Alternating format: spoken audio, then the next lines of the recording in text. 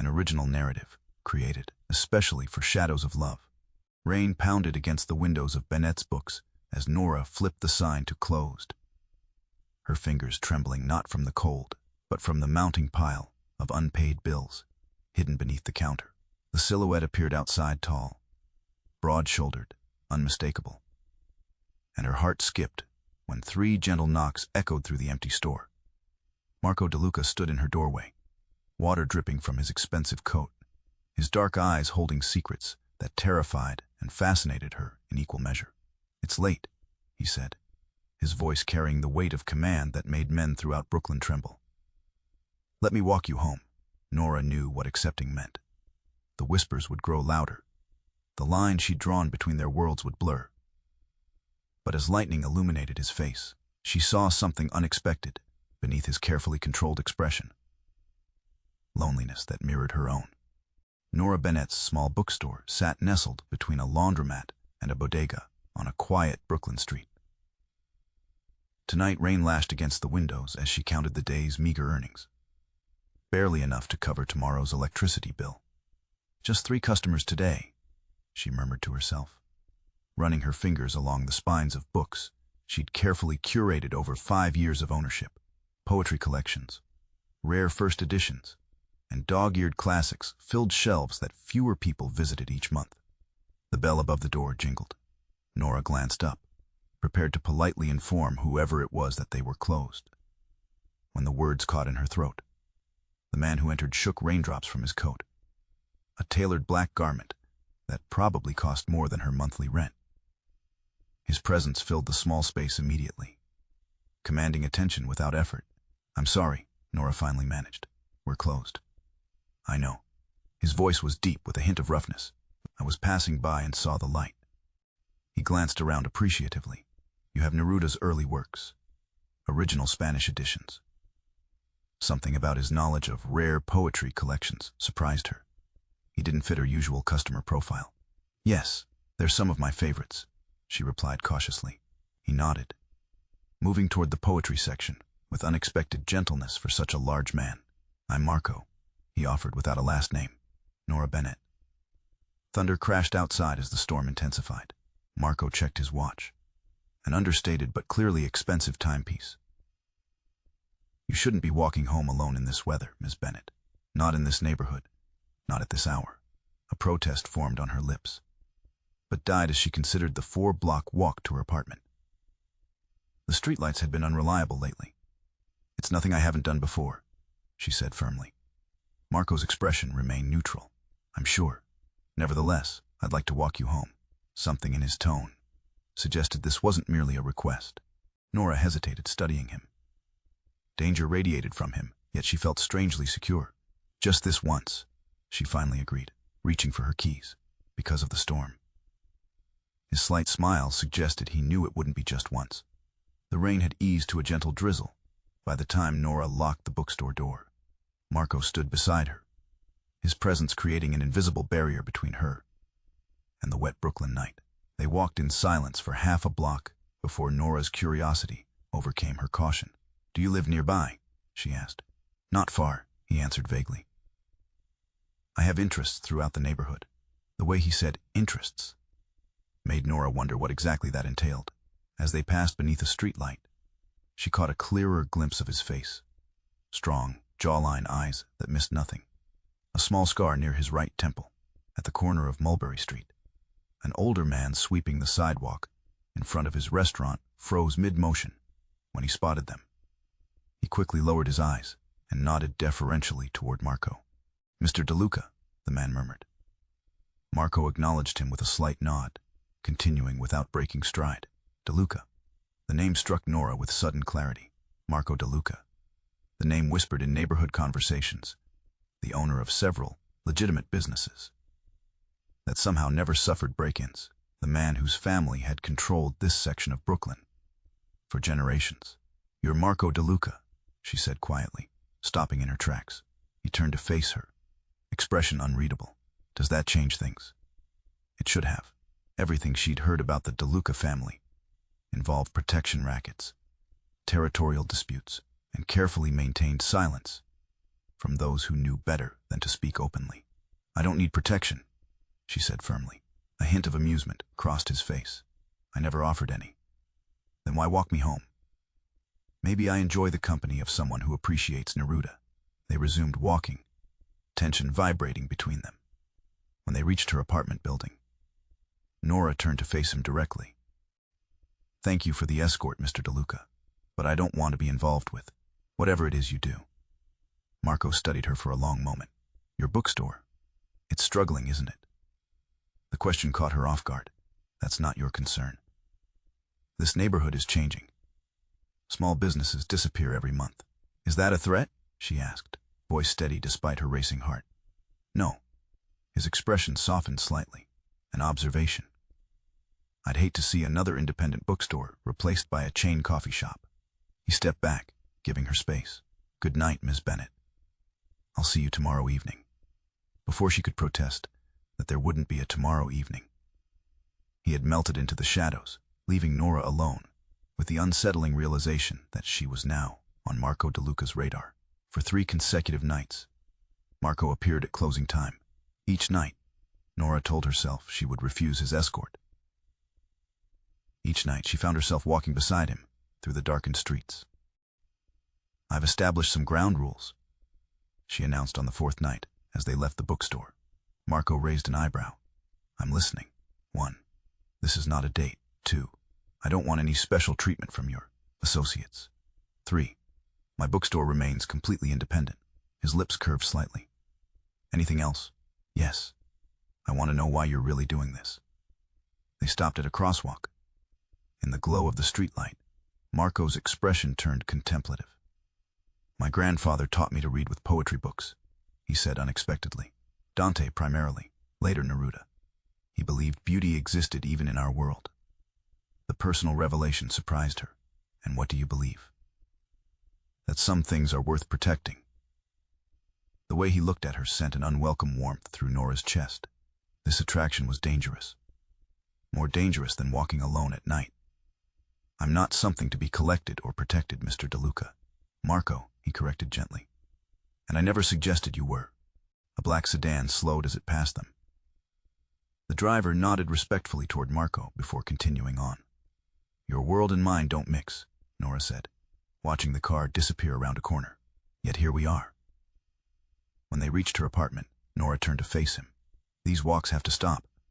People are noticing. They're talking." "People always talk," Marco replied. "But if that's what you want." "It is." He studied her face. "Very well. No more walks."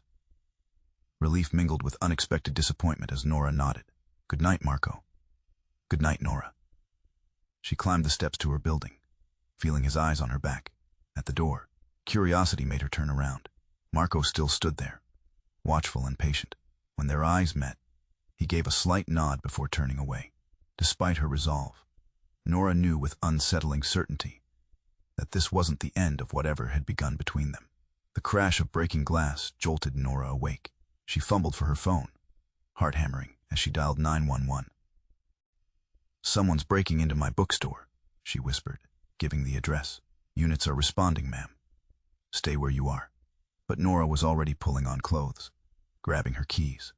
Bennett's Books wasn't just a business. It contained her life's collection, her mother's first editions, her sanctuary. She ran the 3 blocks, slowing only when she saw the shattered front window. Glass littered the sidewalk, glittering under the streetlights. Inside, shadows moved between the bookshelves. Caution finally overcame impulse. Nora stepped back, waiting for police. When a familiar black sedan pulled up, Marco emerged, followed by 2 men who remained by the car. "Are you hurt?" His voice was tight, controlled. "No, I called the police. They're coming." He nodded, then spoke quietly to his men before approaching the broken window. Without hesitation, he stepped through the jagged opening. "Marco, don't," Nora called after him. But he had already disappeared inside. Sounds of struggle came from within. A thud, a grunt, then silence. Moments later, Marco emerged, straightening his jacket. "They're gone," he said simply. Sirens wailed in the distance. Marco's men shifted nervously. "You should leave," Nora said, "before the police arrive." Something like appreciation flickered in his eyes.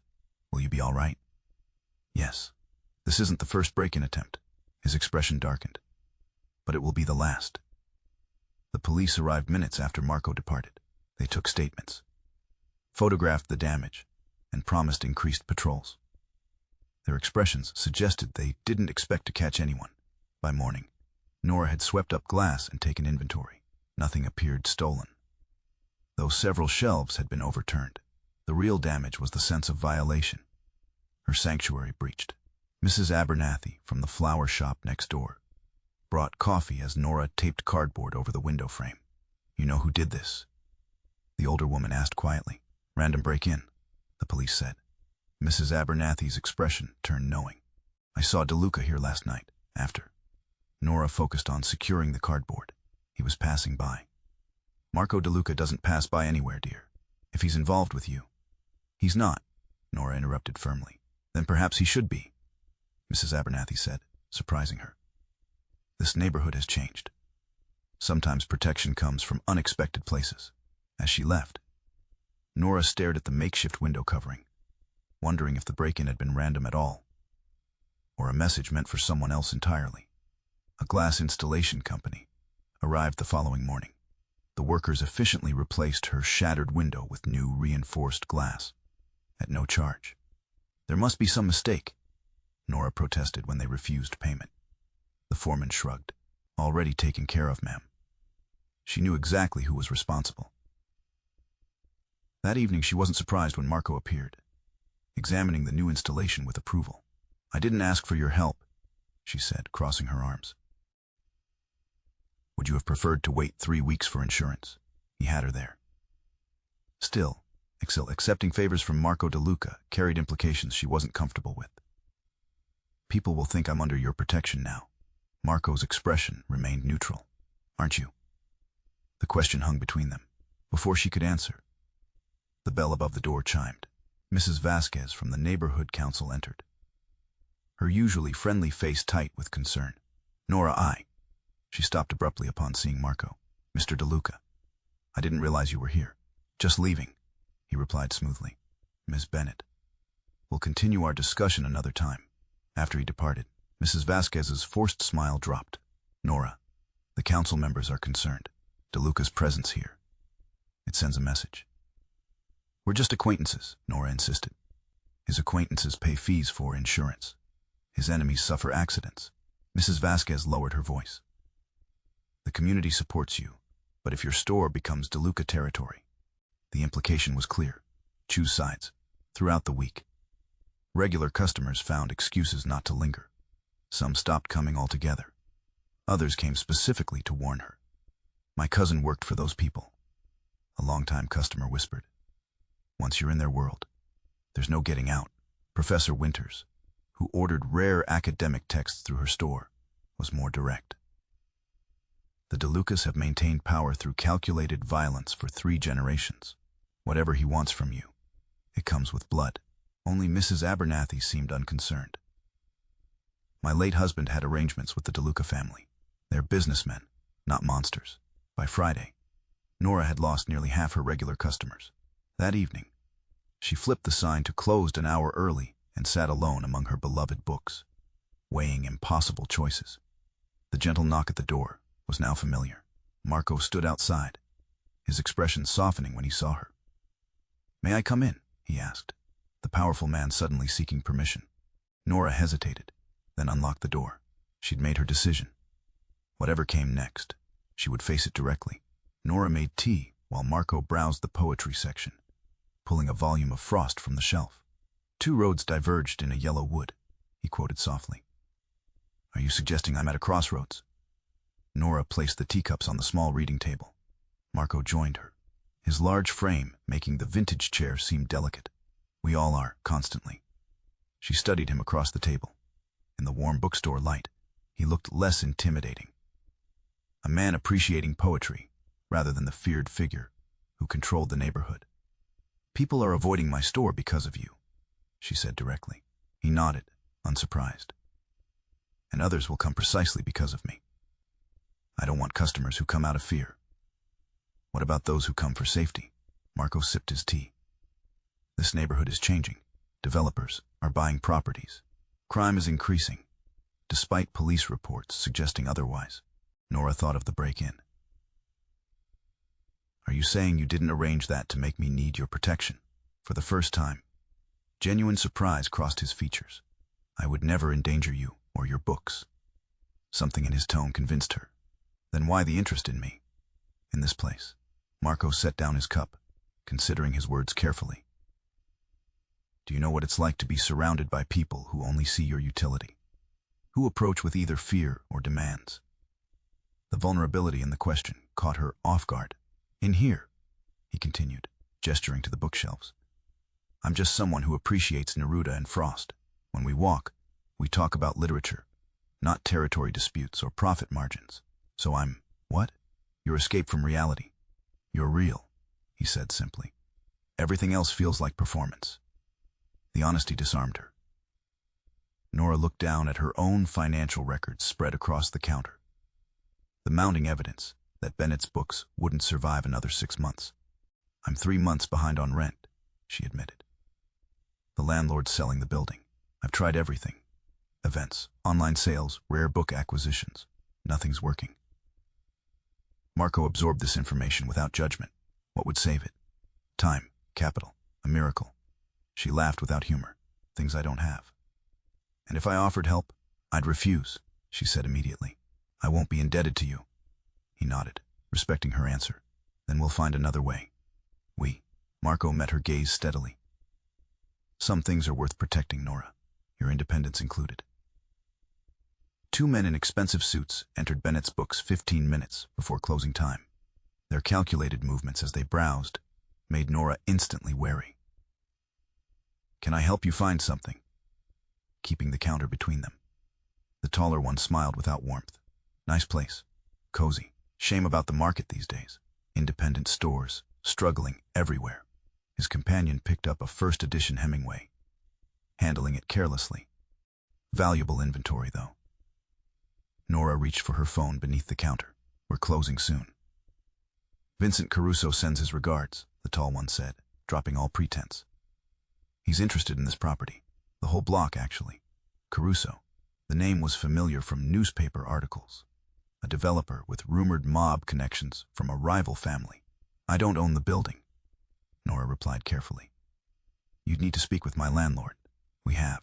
He's very cooperative. The man leaned forward.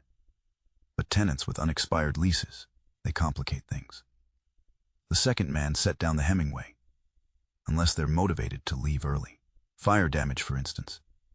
Complicates insurance claims for inventory. The threat hung in the air. Unmistakable. I believe the lady said she's closing. Marco's voice came from the doorway. He entered alone. But his presence filled the space with coiled tension. The 2 men straightened, recognition and wariness crossing their faces. DeLuca, the tall one acknowledged. Didn't realize you had interests here. Marco moved to stand beside Nora. You do now. Caruso won't be pleased. Caruso doesn't control this block. The standoff stretched for several seconds before the men backed toward the exit. Think about your position, Miss Bennett, the tall one said. Some protectors are more dangerous than the threats they claim to shield you from. After they left, Nora released a breath she hadn't realized she was holding. Vincent Caruso's men, Marco explained unnecessarily. He's been buying properties throughout Brooklyn. For development or territory, Nora asked. Both. Marco's expression was grim. They won't return here. Because of you. Yes. The simple acknowledgement hung between them. For the first time, Nora didn't protest his protection. Whatever game was being played between rival powers, she was now undeniably a piece on the board. The poetry reading had been Nora's idea, a desperate attempt to draw customers back to the store. She'd advertised throughout the neighborhood, invited local poets, and arranged chairs among the bookshelves. To her surprise, people came.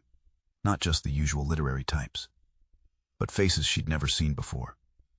Well-dressed men and women who purchased books without checking prices, who listened attentively as amateur poets shared their work. Marco arrived late, standing unobtrusively at the back. Their eyes met briefly across the crowded space, and Nora acknowledged him with a slight nod. When the final poet finished to enthusiastic applause, Customers lingered, browsing and chatting. The register rang steadily for the first time in weeks. By closing time, Nora had made enough to cover next month's utilities and part of her overdue rent.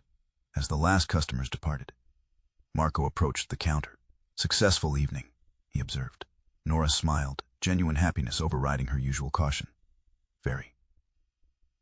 Though I suspect some of your associates might have received instructions to attend. They came willingly. Sophia, my accountant, purchased quite a collection of feminist poetry." The image of Marco's feared associates discussing feminist literature made Nora laugh. "Thank her for me."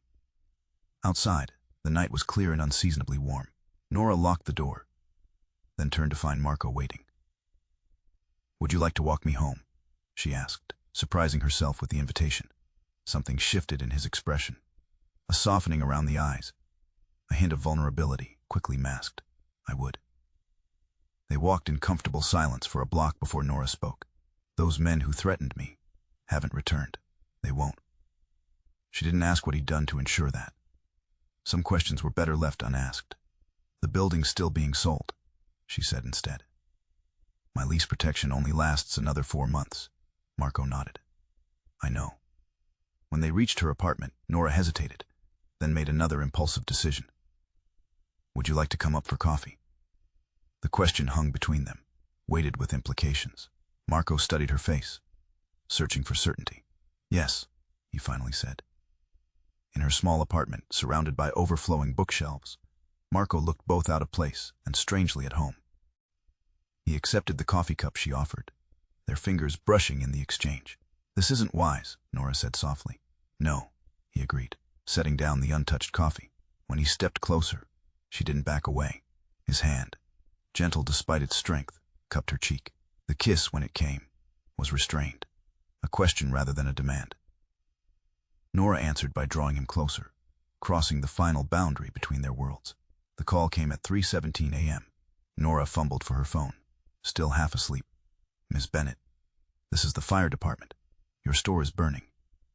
She ran the entire way, barefoot in pajamas, Marco following after she'd called him in panic. They arrived to find flames engulfing Bennett's books, orange light dancing through the new reinforced windows as firefighters battled the blaze. "No," Nora whispered, watching her life's work burn. "No, no, no." Marco's arm around her shoulders was the only thing keeping her upright. "Was anyone inside?" he asked a nearby firefighter. Building was empty. "But it's definitely arson, accelerant used on the back entrance." Caruso's warning made real. Fire damage complicates insurance claims. As dawn broke, the firefighters finally extinguished the last flames. The building still stood, but the interior was gutted. Charred bookshelves, waterlogged pages, ashes where rare first editions had been. The fire chief allowed Nora a brief look inside. The destruction was complete. Even with insurance, most of her collection was irreplaceable. "I'll find who did this," Marco promised, his voice hard as he surveyed the damage. "And then what?" Nora asked, suddenly exhausted. "More violence, more destruction. Justice." She laughed bitterly. "There's no justice here. Just power struggles I never asked to be part of." When she turned to leave, her foot slipped on wet debris. Marco caught her before she fell, pulling her against his chest. The careful control he always maintained cracked, raw emotion showing through. "I should have had someone watching the store," he said, self-recrimination evident. "I knew Caruso wouldn't back down easily. This isn't your fault. I brought this danger to you." "No."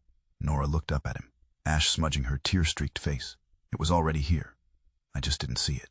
In that moment, surrounded by destruction, something shifted between them. Marco's carefully maintained boundaries.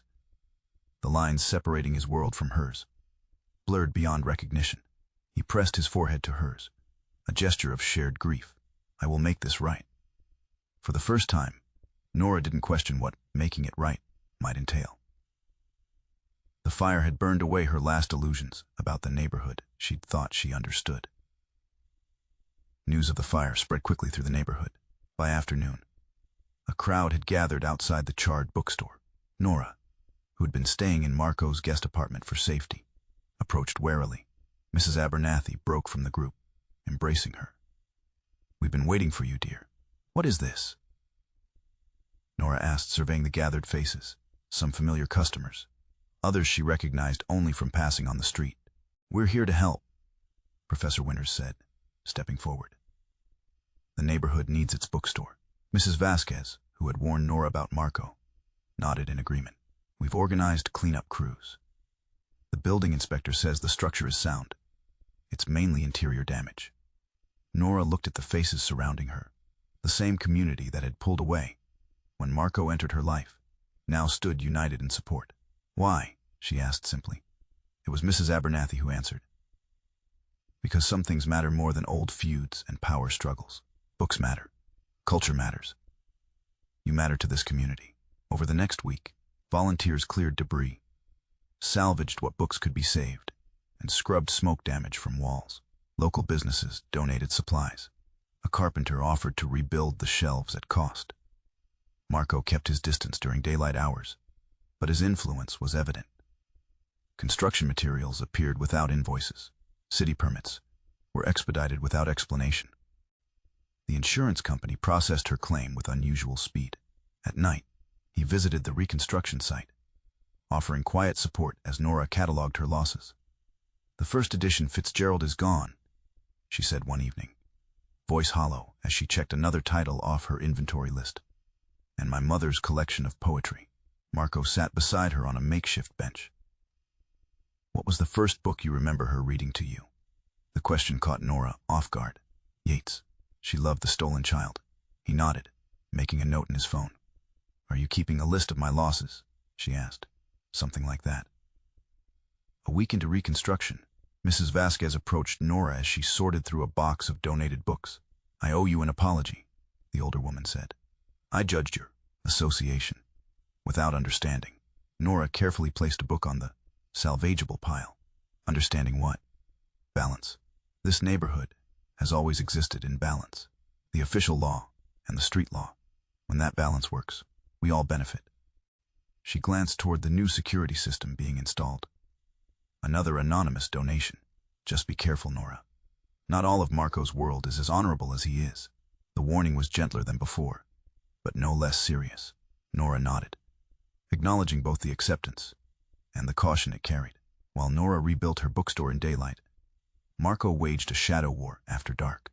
He never spoke of it directly, but evidence surfaced in newspaper headlines and neighborhood whispers. Development company faces fraud investigation. Caruso Properties withdraws Brooklyn expansion plans. Fire at suspected mob-linked warehouse. Nora didn't ask questions when Marco arrived later than usual, when he sometimes winced shifting his weight, when hushed phone conversations ended abruptly as she entered the room. This unspoken agreement, her deliberate blindness to his methods, maintained the fragile boundary between their worlds. One evening, a month after the fire, Marco's Lieutenant Carlo appeared at the bookstore renovation site. His expression was grave as he whispered something to Marco, who immediately tensed. I need to go, Marco told Nora, already moving toward the door. Is everything all right? Yes. The lie was obvious. Don't wait up. He didn't return that night, or call, by morning. Nora's worry had overcome her resolution not to intrude in his business. She called his cell phone repeatedly, each attempt going straight to voicemail. She was arranging books on newly installed shelves when Mrs. Abernathy hurried in, newspaper clutched in her hand. Have you seen this? She asked, spreading it on the counter. The headline made Nora's blood run cold. Suspected mob shooting leaves 3 injured. According to the article, gunfire had erupted outside a restaurant known to be frequented by the Caruso family. No fatalities were reported, but several men had been hospitalized. No arrests had been made. Is Marco? Nora began. I don't know, dear, Mrs. Abernathy said gently. These things happen in cycles, always have. The bell above the door jingled. Carlo entered, his right arm in a sling beneath his suit jacket. Miss Bennett, he acknowledged with a nod. Mr. DeLuca sends his apologies. He's been unavoidably detained. The careful phrasing told her nothing and everything. Is he hurt? Carlo's expression revealed nothing. He asked me to tell you he'll be unable to assist with the renovations for a few days. Where is he? It's better if you don't know the details. Nora grabbed her jacket. Take me to him. Miss Bennett, Now, Carlo. Or I start making phone calls to every hospital in Brooklyn. Something like respect flickered in the man's eyes. After a moment, he nodded. The black sedan took them to an unmarked medical clinic in a nondescript building. Inside, private rooms housed patients whose injuries wouldn't be reported to authorities. Marco occupied the last room. He sat propped up in bed, a bandage visible beneath his partially unbuttoned shirt, bruising along his jawline. When he saw Nora, surprise and then resignation crossed his face. "You shouldn't be here," he said quietly. Nora approached the bed, taking in the evidence of violence she'd pretended not to see for weeks. "Neither should you," she replied, taking his hand. "But here we are." Marco's recovery coincided with the final stages of the bookstore's renovation, though he never confirmed it. Nora understood that some resolution had been reached in the Shadow War. Caruso's men no longer appeared in the neighborhood. The development plans for the block were officially canceled. 2 days before the scheduled reopening, Nora arrived at the store to find Marco already there, hanging a framed vintage poster of literary New York. "You're supposed to be resting," she chided, setting down the box of new inventory she'd carried. "I'm fine." His movements were still careful, but the worst of his injuries had healed. "Besides, I wanted to show you something." He led her to the back room, which had previously been her cluttered office space. Now it had been transformed into a small, elegant, rare book section with climate-controlled glass cases. "Marco, what is this?" He opened one of the cases, revealing a first edition Fitzgerald, identical to the one she'd lost in the fire. "How did you?" "Connections," he said simply. "Open the next one." Each case contained treasures she thought lost forever. Her mother's poetry collection, the signed Hemingway, the Spanish language Neruda editions. "You can't replace memories," Marco said quietly. "But perhaps these can help carry them forward." Tears blurred Nora's vision as she carefully touched the books. "This must have cost." "Don't." He stopped her with a gentle hand on her arm. "Please don't reduce this to money." She nodded, understanding. For a man like Marco, whose world assigned value to everything, this gift was something different, something beyond transaction or obligation. They worked together through the afternoon, arranging the final displays for the reopening. As dusk fell, Marco locked the new security system, and they walked to a small restaurant nearby. Over dinner, he seemed distracted, turning his wine glass slowly between his fingers. "Something's changed," Nora finally said. "What aren't you telling me?" Marco met her gaze directly. "I'm stepping back from certain aspects of my business." The implications of this statement hung between them. "Because of me." "Because of us," he corrected. "And because some legacies don't need to continue indefinitely. Your family will adapt. Carlo will manage the traditional interests. I'll focus on legitimate investments." Nora reached across the table, taking his hand. "Will it be enough? This life books and quiet evenings, after what you're used to?" Marco's expression softened in a way few people had ever witnessed. "Power was never what I valued most, just what was expected. And now I choose differently." He squeezed her hand gently. "If you'll have me." The question contained multitudes, past and future, darkness and possibility. "Yes," Nora answered simply. "I will." Bennett's Books reopened on a crisp autumn Saturday. The line of customers stretched around the block. Neighborhood residents, university students, curious onlookers drawn by the story of destruction and revival. Nora stood behind the new counter, overwhelmed by the transformation. The renovated space maintained the original store's character while incorporating subtle improvements. Better lighting, wider aisles, the climate-controlled rare book section that had become her pride. Marco remained in the background, observing with quiet satisfaction as Nora cut the ribbon stretched across the entrance. Applause erupted from the gathered crowd. "Speech," someone called. Nora hadn't prepared anything, but as she looked at the faces before her, Mrs. Abernathy beaming proudly, Professor Winters nodding encouragement, even Mrs. Vasquez with her cautious approval, words came naturally. "Books survive," she began. "Through fires literal and metaphorical, through changing neighborhoods and changing times. They survive because stories matter, because we need them to understand ourselves and each other." Her eyes found Marco's across the room. Bennett's book stands here today because this community refused to let it disappear. Everyone who cleared debris, donated books, spread the word. You all wrote this chapter of our story. She didn't mention Marco's role explicitly. His financial support. His behind-the-scenes maneuvering with contractors and inspectors. His midnight visits to shelve books when pain kept him from sleeping. Those parts of the story remain private, known only to them. As customers flooded in, Nora barely had a moment to breathe. The register rang constantly. The new coffee corner, managed by a local barista, hummed with activity. A children's story hour in the newly created reading nook drew delighted laughter. Late afternoon brought a lull. Marco appeared beside her, offering a cup of tea. "Successful day," he observed. Nora smiled, exhausted but exhilarated. "Beyond my expectations." They moved to the small office behind the rare book room, taking a moment of quiet amid the day's chaos. "I received an offer this morning," Marco said, watching her carefully. "The building's owner is selling." Nora tensed. After everything, would they face another displacement?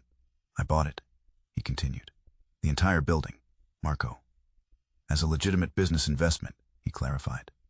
"With proper paperwork, market-rate rent agreements for all current tenants, including Bennett's books. I can't accept." "You're not accepting anything except fair terms." The building needed a buyer who values what exists here rather than what could replace it. Nora understood the deeper meaning. Like the neighborhood itself, Marco was finding balance between old ways and new possibilities. Winter settled over Brooklyn, bringing early darkness and the first snowfall. Bennett's books thrived in the holiday season, hosting evening readings and serving hot chocolate to browsers who lingered among the shelves. Marco's presence had become familiar to regular customers. He often sat in the corner armchair with financial reports or a book, a quiet fixture, rather than the intimidating figure who had first entered months ago. His world had shifted as promised. More meetings with legitimate business partners. Fewer late-night calls that took him away. Carlo handled the old business, consulting Marco only when necessary. The transition wasn't seamless, but it progressed steadily. Nora's apartment above the bookstore had become their shared space, though Marco maintained his own residence elsewhere. This arrangement preserved the boundaries both still needed. Her independence, his privacy. On a Thursday evening, Nora closed the store early as heavy snow began falling. She had just turned off the main lights when 3 gentle knocks sounded on the door. Marco's signature. She opened it to find him dusted with snowflakes, holding a small wrapped package. "I thought you were in Manhattan until tomorrow," she said, welcoming him in from the cold.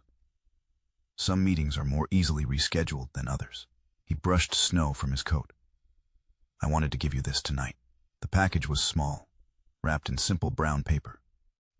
Nora unwrapped it carefully to reveal a miniature first edition of Yeats' poetry. The same collection her mother had read to her as a child. "Marco, this is incredible. Where did you find it?" "London. It arrived this morning."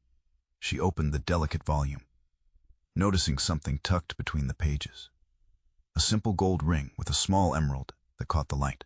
Nora looked up, finding Marco watching her intently. "Is this?" "A question," he said quietly, "not a demand." She lifted the ring, studying it. "People will talk." A smile touched his lips. "People always talk. Your family knows I've made my choice." Nora closed the book gently, keeping the ring in her palm. "This won't be easy. Our worlds have already merged," Marco finished. "Imperfectly, perhaps, but real nonetheless." He took her hand, his thumb tracing circles on her wrist. "I'm not asking for an answer tonight, just for you to consider a new chapter."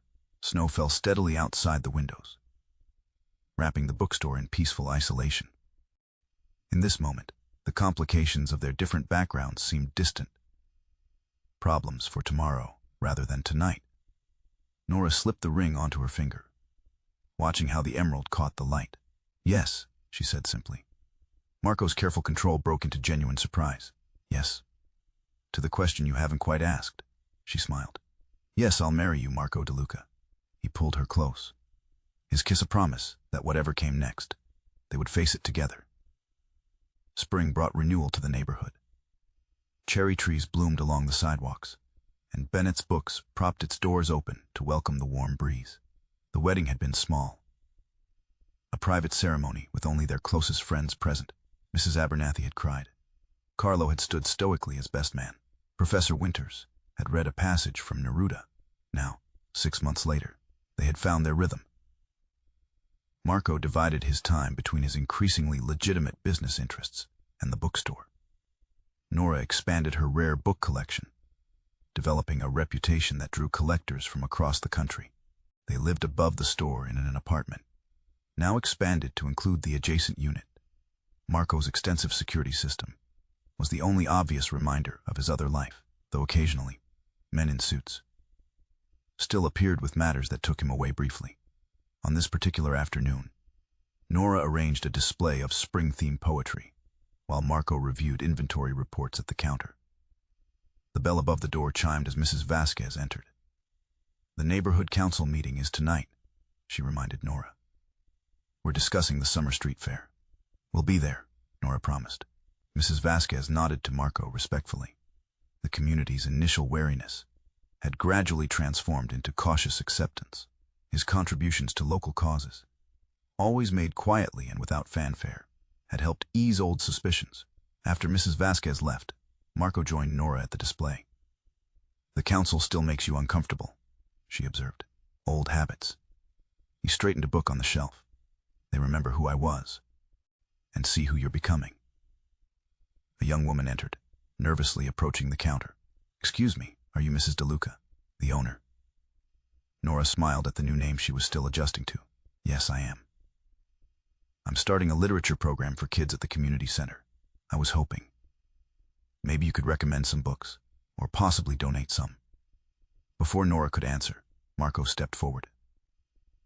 "Bennett's Books would be happy to supply whatever you need."